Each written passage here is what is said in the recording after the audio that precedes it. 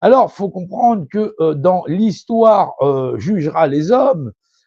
aujourd'hui, quand on regarde, on n'a pas assez de recul pour voir, pour beaucoup, ce qu'est réellement le monde moderne et le monde dans lequel nous vivons, parce que pour la plupart des gens, bah, ils ont la tête dedans. Oui, oui, oui, oui, oui. Alors bien sûr que nous sommes en 2024, sur la fin 2024, nous sommes même presque mi-octobre 2024, on est le 9 octobre 2024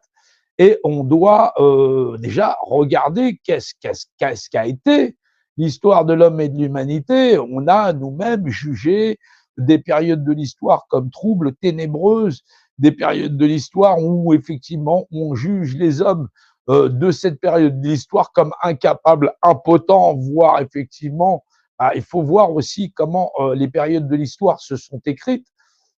et comment les gens qui ont prétendu être au service de la nation, des nations ou des peuples ou des civilisations qui nous ont précédés ont agi. Alors, est-ce que l'Empire romain était juste? Est-ce que l'Empire grec l'était? Est-ce que la civilisation égyptienne l'était? Est-ce que les Sumériens l'étaient? Est-ce que la civilisation qui a succédé aux Sumériens, les Babyloniens, puisque c'est les Sumériens qui font Babylone, et ensuite, comme ça change de couronne et de famille,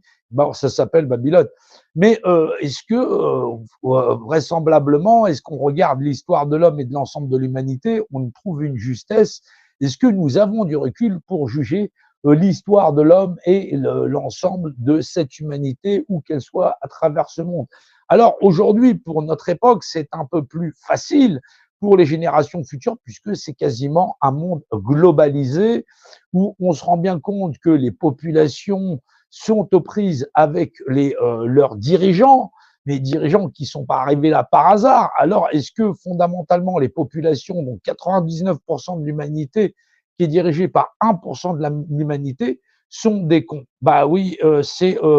des questions. Est-ce que fondamentalement l'ensemble des dissidences, quelles qu'elles soient, acteurs de crise, non acteurs de crise, ce que vous voulez, ou les propagandes, tout ce qu'on peut avoir comme théorie sur ça, ça, ça ou sur des noms, ou sur des listes, ou j'en sais rien, fondamentalement, est-ce qu'il y a un vrai recul pour pouvoir juger les individus que nous sommes, parce que j'en fais aussi partie, des gens qui sont dans l'action, qui sont dans la réaction, qui sont dans l'analyse de notre société, parce que effectivement, pour pouvoir réagir et réagir avec force, et montrer qu'effectivement nous appuyons sur un endroit qui est très sensible et qui permettrait peut-être de changer la société humaine, parce que beaucoup le prétendent. C'est effectivement la vision qu'on peut avoir de différents visages. Il y a des gens qui vous disent pandémie, pas pandémie. Il y a des gens qui vous disent assemblée citoyenne, pas assemblée citoyenne. C'est est-ce que foncièrement le monde des êtres humains, parce que effectivement à un moment donné, peut-être plus tard, il sera jugé par ceux qui nous succéderont, vont penser qu'on était réellement des êtres primitifs, des êtres complètement débiles, dénués de tout sens en tant qu'être humain, parce que depuis la nuit des temps, on dit que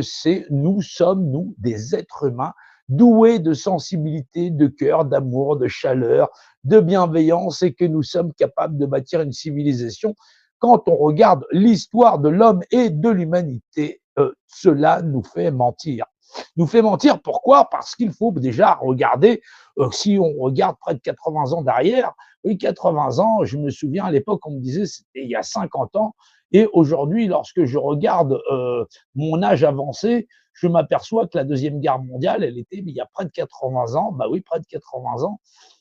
et que l'homme, de toutes les façons, même avec, en ayant trouvé l'industrie, savoir produire, savoir se loger, savoir se chauffer, produire de l'énergie, il ne sait que faire la guerre, se faire la guerre entre lui et pousser ces populations les unes contre les autres. Alors, ce n'est pas que simplement nous en Europe, mais aussi à travers le monde, où effectivement il y a toujours des gens qui manipulent les uns les autres et qui invitent tout simplement les bons êtres humains à devenir ou à faire des actes qui sont foncièrement inhumains. Effectivement, quand on regarde l'histoire de l'homme et de l'humanité, nous n'avons que des exemples d'inhumanité dans le modèle sociétal. Il ne faut là pas se pencher plus en avant. Nous pouvons regarder près de chez nous tout simplement des populations, nous comme la France, un peuple de 68 millions de Français, où effectivement on peut visualiser, non pas brièvement, mais voir sur la longueur, effectivement, s'effondrer à même le sol sur les rues de nos villages, de nos villes et de nos grands boulevards, ce qu'on appelle non pas des êtres humains en détresse, mais bien des SDF, il a bien fallu trouver un nom pour déshumaniser, là encore, la chair humaine, en disant ceux qui ne sont rien, comme le dirait un de nos chefs d'État. Il sait voir à quel point les hommes, les Français et les Françaises aiment à pousser au pouvoir des gens qui sont dénués de tout sentiment, de toute humanité, et qui exercent en toute inhumanité, et ça décomplexé, le fait de dire ceux qui ne sont rien, ceux que l'on croise dans les gares, et donc effectivement des semblables, mais qui sont dissemblables tellement ils ne sont rien.